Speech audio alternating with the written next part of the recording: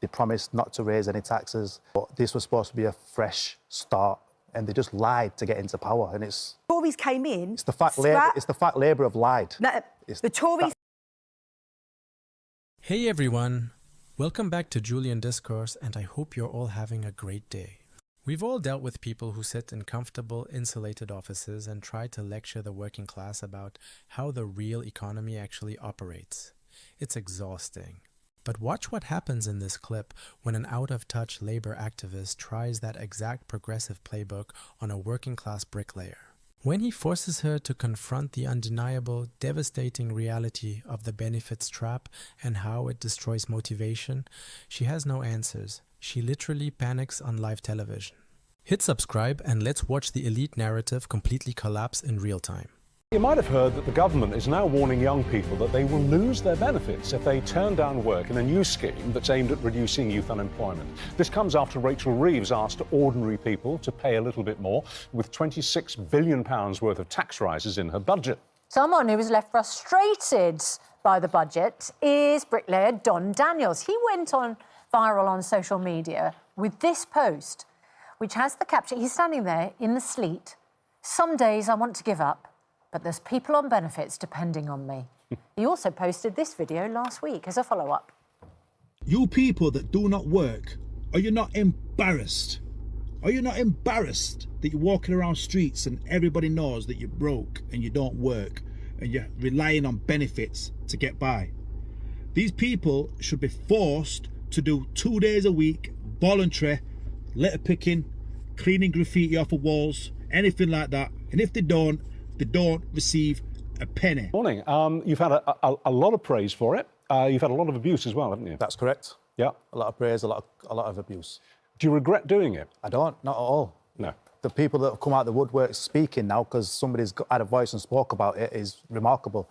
There's not just me thinking it, the whole country's thinking the same. How long had you had this fundamental view that there are too many people who are simply claiming benefits because it's easier than going to work? Years. I believe everybody's felt the same for absolutely years. It's lazy. Britain in general, they're very lazy people. Have you ever been on benefits? I've needed it. I've had a car accident when I was younger and I needed the benefits. That's what it should be for, because I needed it at the time. What would you say now to somebody who's on benefits who, in your opinion, could actually go to work? What message would you give them? I just want to motivate them to get to work. The things that you can do by going to work is unbelievable. Holidays, huge holidays to Thailand and Brazil and Australia. You can't do that when you're on benefits. You simply cannot. It's motivation. You can't go and buy a car on finance. You can't buy a house. You can't do a lot of things in life if you're not working. You need to work and contribute to the country. I voted Labour. I put my hands up, and a lot of people said you're brave to say that you voted Labour, but I voted for them because they promised not to raise any taxes. I know we've had problems with the Conservatives in the past, but this was supposed to be a fresh start, and they just lied to get into power, and it's... Yeah, I mean, look, we all probably agree here that there are people, a section of people in this country that are claiming benefits and they shouldn't be claiming benefits. We know that's there. That is a problem. We need to tackle it. The thing that I want to take up here is why on earth you would talk to Kerry Badenoch and the Tories. They were in for 14 years. This is their mess. I spent 15 years of my life working with young people from poor backgrounds, helping to get them into work. Back when Labour were in government, we had the Future Jobs Fund, we had youth inclusion programmes, we had an apprenticeship programme. The Tories came in... It's the fact Labour have lied. No, the Tories came in and they scrapped all of those programmes. We have 1 million young people unemployed. There is no way that is because of us being in for a year and a half. That is a problem that has gone on for years, for over a decade. But Labour have lied to get into... They created that problem. And what have we announced? We've announced that we are going to massively fund a future jobs fund now for young people to get them off benefits and get them into work. And we actually are being tough. Susie, if Labour have lied within the first year to get into power, then why should we trust them to lead this country for 10 years? They've lied instantly, straight away. See, I would not say that we've lied. I would say that we've inherited a massive mess. Well, let's be honest, we've got to make it so that work pays. We've got to make it so that people, want to work. And just to say, listen, it is a scar, I would say, on this nation that we are leaving 1 million young people on the scrap heap of life. We're better than that as a country. We want to tap into their potential, and the Tories didn't. But what do you make of that figure, £71,000? I believe if these young people wanted to work, they would get out there and they would find work. You know, there's work out there. They just don't want to. They don't want the work, and plus they are being rewarded for sat at home. There's a lot of people, if they go to work, they're better off sat at home, and that is a fact. I'm sorry, but that's not been my experience. As I say, I spent 15 years of my life working with these young people. I've worked with young people that are desperate for work, and they've not been able to access it. A million young people aren't all sitting at home saying, oh, we want to be lazy. Can I just say something? I get contacted, I employ people, I get contacted by a lot of people, and the first thing they said to me is it cash in hand? And I say to them, oh, no, it's not cash in hand, it's proper job. But I say, right, I can't do it then. So why? Because and down goes the water, over goes the water. I can't do it because I've got benefits, I've got my housing bills to pay, I've got... So these people, they don't want the work. So in their view, work does not pay.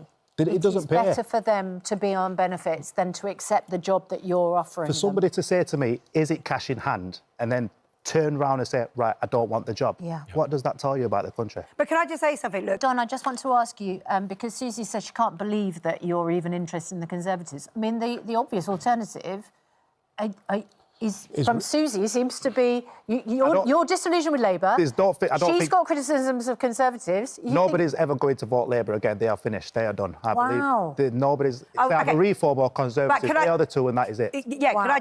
Can I just say, you know, short-term memory here. 10 years of a Conservative government. Waiting lists on the NHS went up, sewage in our rivers, like a million young people unemployed. That is a Tory legacy. We've been in for 1 year, we're turning it around. We're going to transform the country for the better. We're out of it. Thank you both very much indeed. Thomas, so thank you very much. Are you thinking of standing for Parliament yourself? How much are they paying? But it's not cash in hand. Sorry about the glass of water.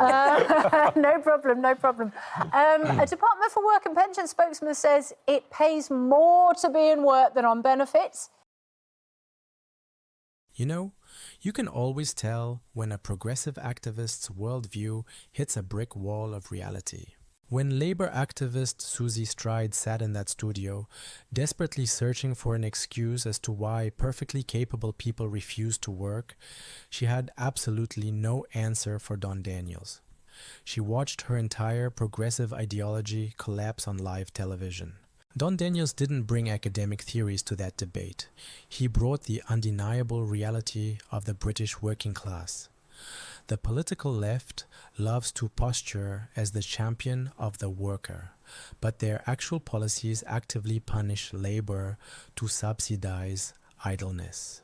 To understand the sheer frustration driving voters today in 2026, you have to look at the economic trap the establishment deliberately engineered. Keir Starmer promised the public a fresh start. Yet by October 2024, Chancellor Rachel Reeves delivered a brutal autumn budget that raided small businesses and the working class with historic tax hikes. Meanwhile, as Don accurately pointed out, the benefit system is so fundamentally bloated that some households can pull in the equivalent of a $71,000 a year salary simply by staying home. Why would anyone take a grueling entry-level job when the government pays a management-level wage to sit on the couch? The modern left no longer represents the working man. They represent a bureaucratic state that relies entirely on dependency. But as Don brilliantly exposed, the working class is completely exhausted by the lies. A nation cannot survive when it financially punishes the people building the country to reward those who refuse to contribute. Thanks for watching Julian Discourse. Hit that subscribe button, leave a like, and I'll see you next time.